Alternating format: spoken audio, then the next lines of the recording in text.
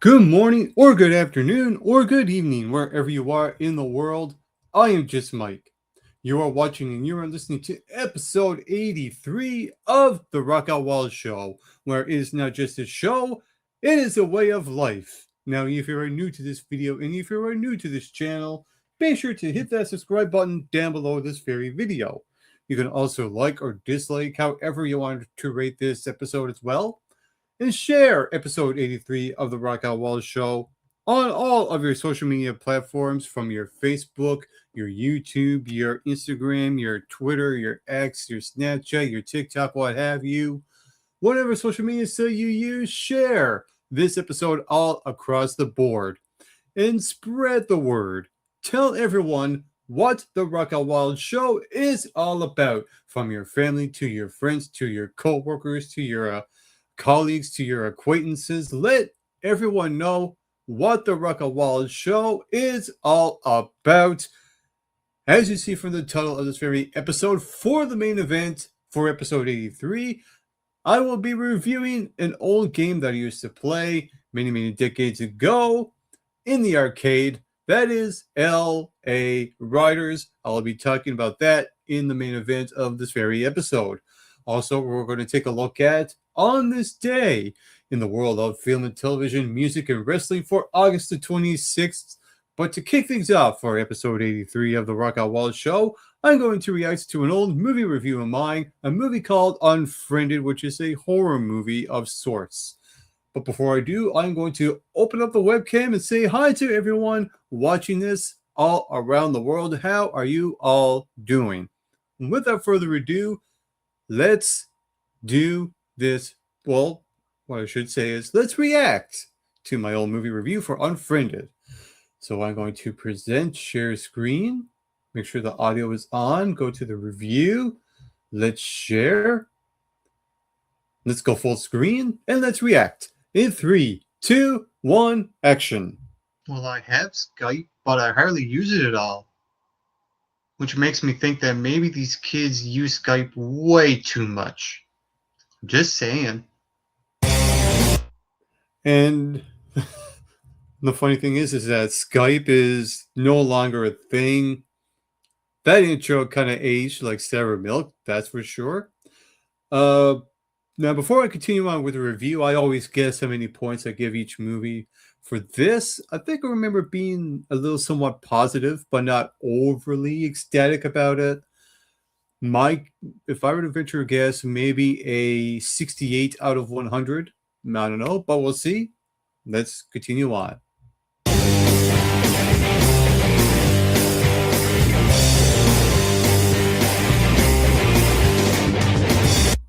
Hey, what is up and how's it going, all movie fans in the movieverse? Welcome to the Mike McRock Movie Review Show. Right now I'm going to review Unfriended, and this movie is about a group of online chat room friends who find themselves haunted by a mysterious supernatural force using their account of their dead friend Laura Barnes. One night she gets drunk and someone posts a video on it, and then she ends up killing herself due to being a victim of online cyber bullying. And now she's hacking into everyone's computers, and everyone's all terrified because someone might end up being dead afterwards. And this movie stars no-name actors. And for a movie that has no-name actors, who I never really known anyone in this movie, I like this movie. For Yeah, some reason, I liked it. I Going thought I into it, I figured it was would. very skeptical. On paper, this movie looks silly. The hypnosis of this movie looks like this could be a complete joke, but coming out of this movie, I was actually quite impressed. And There what you I go. really like There you about go. this movie is the originality of it. This movie is an 80-minute Skype call. This is one of its kind. I like the originality to it. It has that unique type of feel. It feels very different. I like uniqueness. This is not one of those horror movies for the casual viewer. This is more of a horror movie for your more smarter horror movie fans who want to Yeah. see originality with their horror movies. Yeah, I said smart horror movie fans. If you know, you know. So if you're going into this movie expecting something uh, very casual and very not very good. You're probably not going to like this movie, but I really enjoyed this movie. I like it for its originality. Basically, the little things. And I'll tell you Always those a little little thing. things is that around this whole 80-minute Skype call, you have glitches that happen. You know, the Yep. voices are off. The main character in this movie has a bunch of tabs open. You know, what I like is that we got to know the main character, Blair, through her online computer screen with her folders and subfolders and her iTunes music store and her Facebook and all that, etc., etc. I like the noises that Facebook makes, Yep. the noises that iTunes makes, the sound effects for Skype. It feels very real. It adds that realism to the movie. And Yep. I like the character of Laura Barnes. I like her character. We get to know her character through her computer screen. I like how when she types something, she'll end up deleting it, but then type something again and she'll delete that. But when she types something again, she'll end up sending it. So, like I said, we get to know the main character based on what she types and what she does on her computer. And I Yep. like Makes the sense. main character in this movie. I think out of everyone who was acting on part in this movie, I think she was the best actor. Just the way her facial expressions were when she sees something on screen and she looks at it like she's really uncomfortable and she doesn't believe what she's seeing on her screen.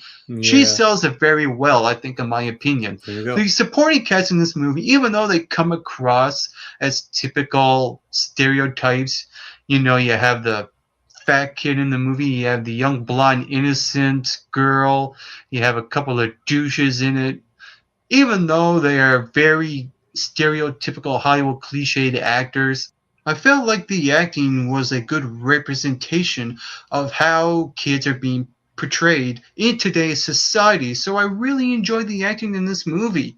I thought it was quite well. It was well executed, much like the movie There itself. you go. My only little issue with the movie is that I really didn't find this movie to be overall scary out of my mind. I just Right. felt like that there were moments that were scary, but not a scary movie overall. You know, I feel like the director just decided to throw in these loud sounds just for the sake of using jump scares. Jump That's scare. my issue that kind of took me out of the movie, but overall, I really liked it. I liked the runtime. It was only 80 minutes long. It didn't Yep. overstay its welcome at all. Not It at was a all. good length for the movie. Yep. I didn't find myself bored at all. There I you go. was really invested into this entire runtime of the movie. So I Hmm. really did enjoy watching this movie. It was actually quite a nice surprise. So I'm going to say Unfriended delivered 77 points Oh, out of 100. off by none. If you saw this movie, what did you think about it? Feel free to leave those comments in the comment section below. And you can also subscribe down below this video as well to get McRocks. That was a nice, smart tactic considering what the movie is all about. You know, unsubscribing and subscribing.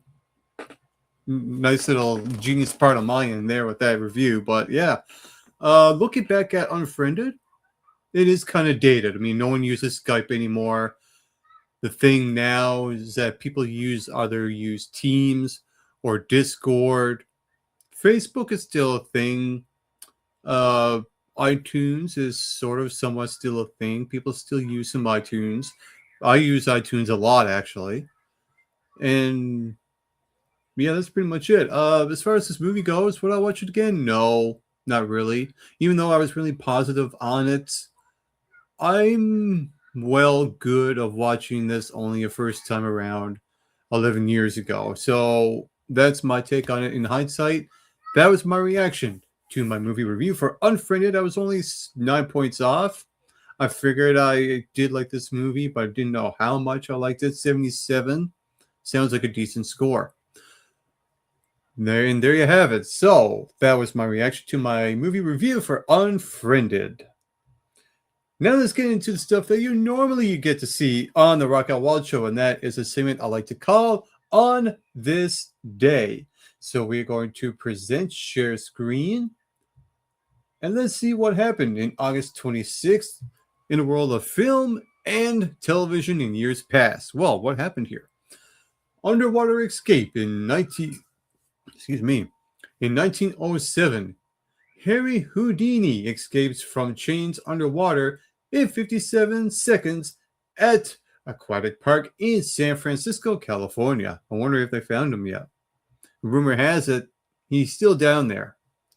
In 1918, Winchell Smith and Frank Bacon comedic play Lighten premieres in New York City. In 1951, the film An American in Paris, with music by George Gershwin, directed by Vincent Minnelli, and starring Gene Kelly and Leslie Caron, premieres in London. This is a Brackets Academy Award for Best Picture in 1952. In 1955, Pather Panchale, an Indian film directed by Satyajit Ray and starring Sabir Banerjee, Kanu Banjari, and Karana Banerjee, is released. I'm sorry if I mispronounced those names. Also in 1955, first color telecast by NBC of a tennis match, the Davis Cup. In 1956, KREY TV Channel 10 in Montrose, Colorado begins broadcasting. In 1967, 28th Venice Film Festival, Belle d'Or, directed by Louis Buñuel, wins Golden Lion. In 1985, 42nd Venice Film Festival, Sans Tortilloy, Vagabond, directed by Angus Varda, wins the Golden Lion. And I probably mispronounced that to Kingdom Freaking Come. In 1996, we're jumping ahead a decade here. The Seventh Heaven, starring Jessica Biel, debuts on Warner Brothers. In 2007, the Rolling Stones closed their 2-year 147 concert, a Bigger Bang tour at the O2 Arena in Jolly Good, London, England. The box office gross of the tour exceeds $558 million, a record at the time.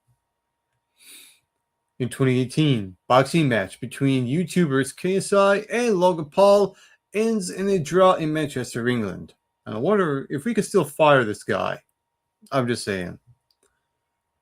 In 2018, Danny Boyle pulls out of directing the next James Bond film due to creative differences. Also in 2018, gamer at a Madden NFL 19 gaming tournament in Jacksonville, Florida loses, then returns to shoot 2 Dead and Wound 9. In 2019, Leonardo DiCaprio's environmental organization Earth Alliance donates $5 million to fight fires in the Amazon. Imagine if it was only $5. That would be nothing. And those are the events that happened on this day in the world of film and television for August the 26th. Now let's take a look at what happened on this day, August 26th, in the world of music. As we see, here's a picture of Charlie Watts, Mick Jagger, Keith Richards, Ronnie Wood, the Rolling Stones. And we were just going over this in film and television not too long ago. On August 26, 2007, the Rolling Stones concluded their A Bigger Bang World Tour with a final show at London's O2 Arena. The band's longest and largest tour of their career, it earned over $560 million and the title as the highest grossing tour in rock history. The Stones had previously set the record with their 1994 Voodoo Lounge Tour. Voodoo! In 1970, long-running recording studio Electric Ladyland opened its doors in New York City.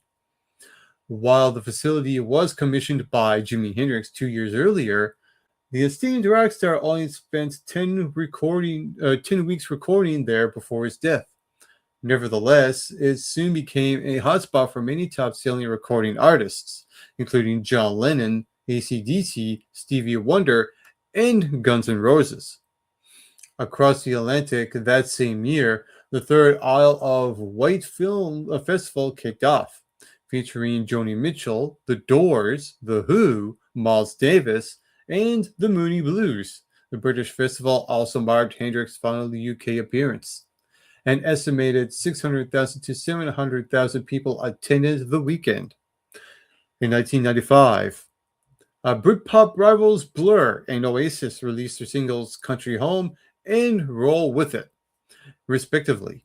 While the two bands were neck and neck, Blur's Country House sold 270,000 copies, 50,000 more than Oasis, placing them at the top of the pop charts and earning them their very first number one single in the UK. In 2003, Rolling Stones named Jimi Hendrix as the greatest guitarist in rock history. I mean, that's no argument there. Tom Morello of Rage Against the Machine wrote that Hendrix manipulated the guitar, the whammy bar, the studio, and the stage, and took what was to become 70s funk and put it through a Marshall stack in a way that nobody done it since. Eric Clapton, Chuck Berry, Jimmy Page, and Stevie Ray Vaughan also made the rankings top 10, as they rightfully should. In 1967, the Beatles held a press conference with Maharishi Mahesh Yogi at University College in Bangor, North Wales. The four-piece announced that they have become disciples of the Guru and members of the Maharishi spiritual regeneration movement, renouncing the use of drugs and donating a week's earnings monthly to the organization.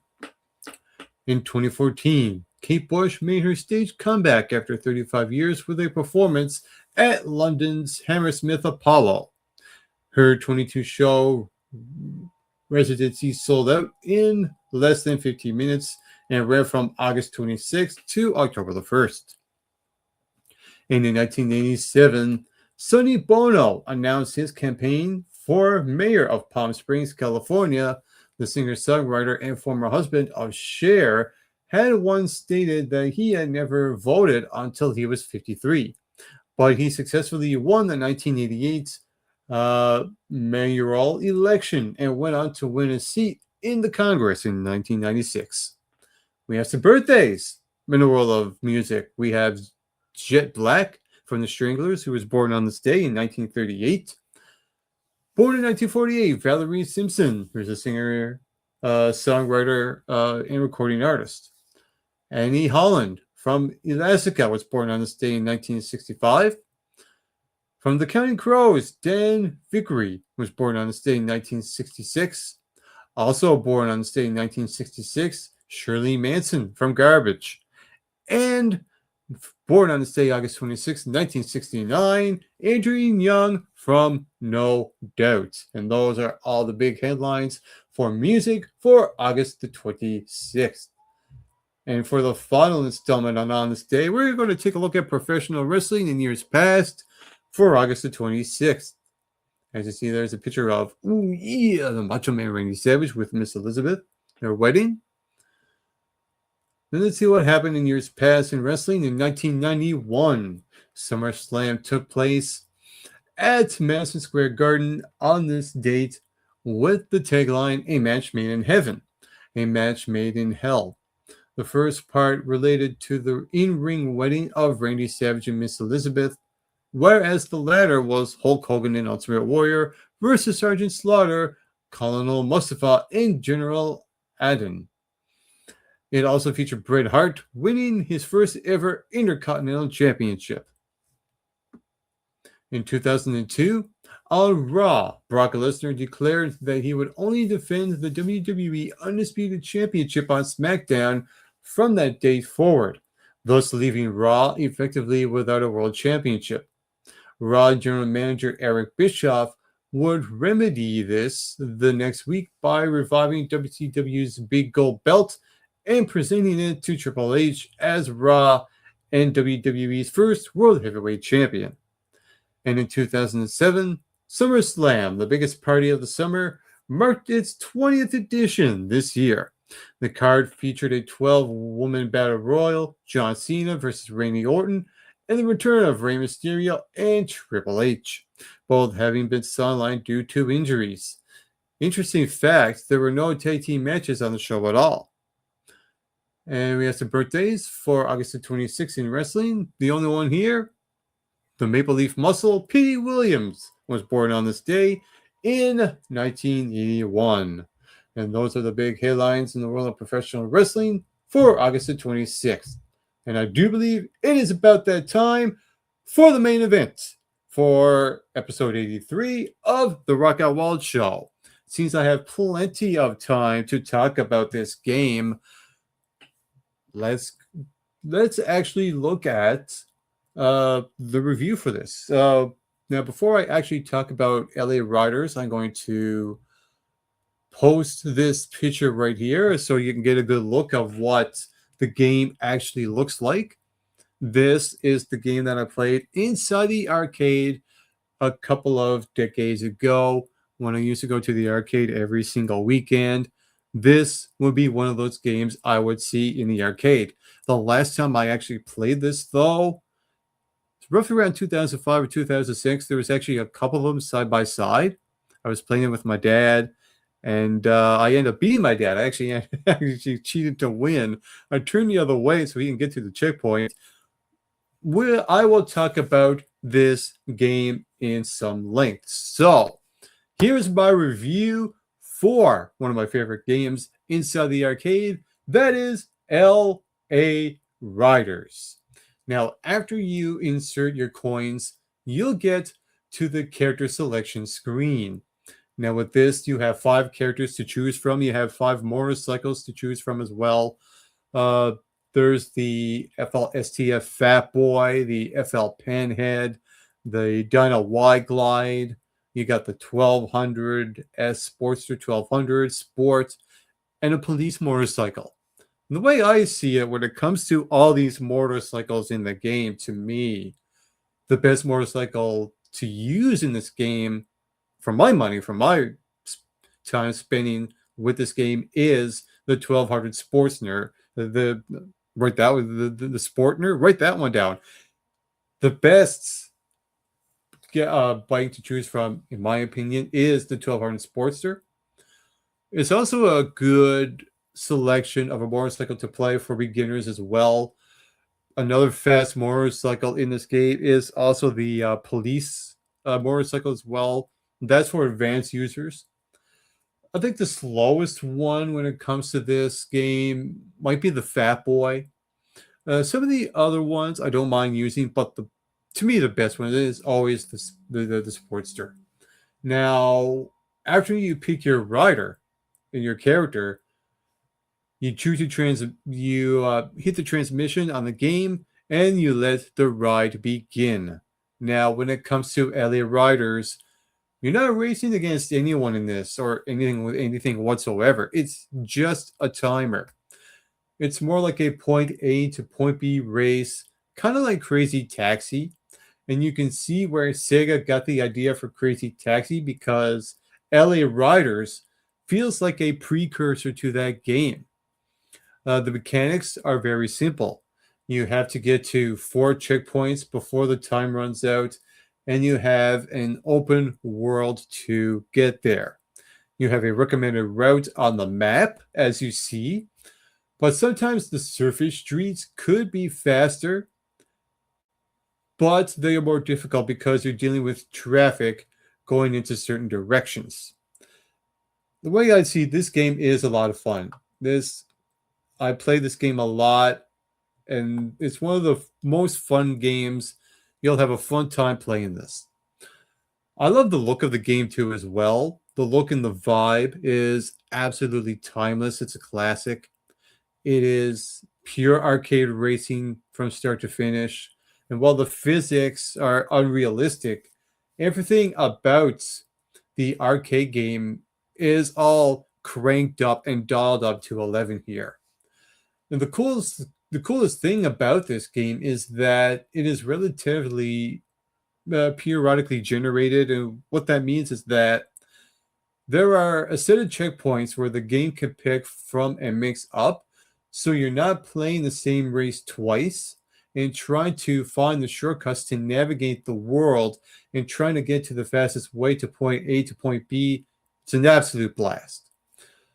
The game is played in a third-person view in the arcade, so that it gives you the chance to see what's going on with traffic a bit more. And from what I understand, There's an option on one of the consoles for this game where you're playing in first person, and I've seen people play it. It actually looks difficult. So I think it looks easier, and it is easier when you're playing it in third person view. And I will also say this: the timer in this game is nerve wracking. I mean, you can think of that as a positive or a negative. I choose that to be a bit of a positive because it is a race against time, and time is not on your side in this game at all. And you don't want to make too many mistakes, like take bumps on the road from vehicles and stuff like that, because you're going to end up running out of time in that fourth checkpoint. So you need to race a clean line, if you will. Learning all the shortcuts and learning the momentum and the handling of the different bikes you use in the game is very important because there is more than one motorcycle you could choose from, and they are all handled differently. Now, when people use it to speed run, uh,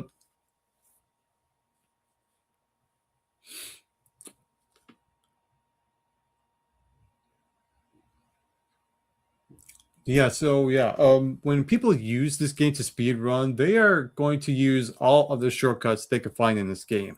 No question. I mean, the more practice you play the game, the better you will get at it. Kind of like any other game, really. And it's all in the learning mechanic. You need to understand where every road goes, how to get to point A to point B, and how to shave precious seconds off. The game also has a fun soundtrack of rock music that fits the tone for the game. While I also like is that as I play the game, the highway route in this is really, really good. It's a longer route, but it's much more wide open where you don't have as much traffic and you have less cars to deal with on the highway, where you have more openings between them versus the roads off the highway, especially the downtown area where the traffic is just too close and tight, where there are more risks to take on the road. Really, the only nitpick that I have, and it's not really a nitpick, it's just a challenge. The downtown area, like I said, of the game is tough to get through, and it's very tedious as well. Sure love a challenge, but sometimes it gets a little bit too much in terms of traffic in the downtown area. But overall, actually, before I get to the overall section here, I wouldn't consider this a racing game because you're not racing against anyone and you're not competing with any other racers or bikers. Now, as you see on the top right corner of the screen of the game, where you actually play the game, that's where the points increase. The quicker you get to the end, and the more bonus tokens you pick up, kind of like the green tokens that you see on the road. When you pick them up in the environment, you get a higher score in the game. This is a score tactic game that has racing elements in it versus a racing game where you're trying to get into first place. It's more of a time attack and a score attack game, but with racing elements in it. That's how I describe LA Riders. Overall, this is a game of constant risk versus reward. How much traffic do you want to weave through? How many chances do you want to take? How many turns do you want to take with those 90-degree angles that you're just flying right by? Try not to hit anything at all. And do you want to have it on the highway with those easy turns, but increase your time? I mean, when it comes to one of the checkpoints on this game where you're going on the highway, sometimes after you hit the checkpoint, you have to turn around on the highway. So it's one of those things you really got to pay attention with where the arrows are following you to the next checkpoint. I mean, you got checkpoints like Beverly Hills, the airport, you name it, the downtown area, the highway. There's all sorts of checkpoints you can get through here. The game, to me, is absolutely incredible. It's also a big spectacle as well. And while it may not stand up to modern games within the last 5 to 10 years, To me, this game blows everything out of the water when it comes to the late 90s era of arcade games. It's one of the best ones. It's a game that has a lot of replayability in a fun open city of LA to drive in. The graphics look really, really cool for the time it came out, and it really complements the game as well. Absolutely love LA Riders. And I would give this game 9.75 points out of 10. That is my score for the game. That is my review for LA Riders. And this has been episode number 83 of the Rock Out Wild Show. I'm going to leave you all with a quote from Perspective of the Day, and it goes something like this. Not every ending is a punishment. Some doors close because you have outgrown what was behind them. If friendship fades, an opportunity falls through, or a relationship ends. And at first it feels like rejection. Later you may realize it created space for something healthier. Trust that what leaves your life can also teach you what you need, what you deserve, and what you should never accept again. You do not have to understand every ending immediately. Sometimes protection feels like loss until enough time passes for you to see what you were being saved from. This has been episode number 83 of the Rock Out Wild Show, and I am your host, Just Mike. On a final note, to all of you watching and listening to this all around the world, get plenty of rest and always do your best.